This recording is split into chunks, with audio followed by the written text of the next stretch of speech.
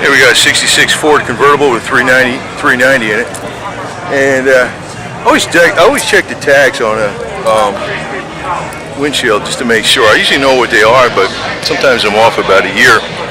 This is nice though. I like it's clean.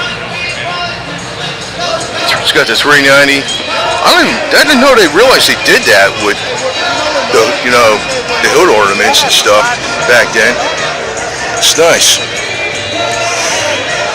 You notice how the Roadrunner kind of did something like that, except theirs was up. You got a 5-speed in it, so that's an aftermarket trans. I don't know, probably a Tremec or something, I don't know. But it's amazing how, it fits right in the console like that. So, you never know if they had to do a lot of custom linkage to get the transmission to linkage to fit right in the stock console like that. Or maybe they move something with that console. Because usually when you put a 5-speed in, the linkage isn't really in the same spot. And you got your tachometer on there, clock. Yeah, nice interior. Clean as a whistle, man. I mean,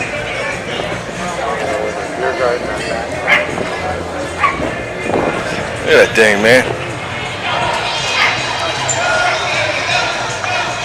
Fairlane. I thought this was a Galaxy at first, because these cars are so big. It's a Fairlane. You notice the Fairlane was considered not a real big car, I mean, it was not a compact, but it wasn't a big car back then. But if you look at it today, it's a big car, big trunk and everything. It's a nice car. I like this Fairlane better than the Galaxy. It's a nice size. It's like,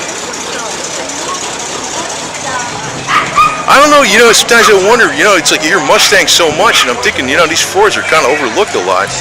We always go to, except for Mustang.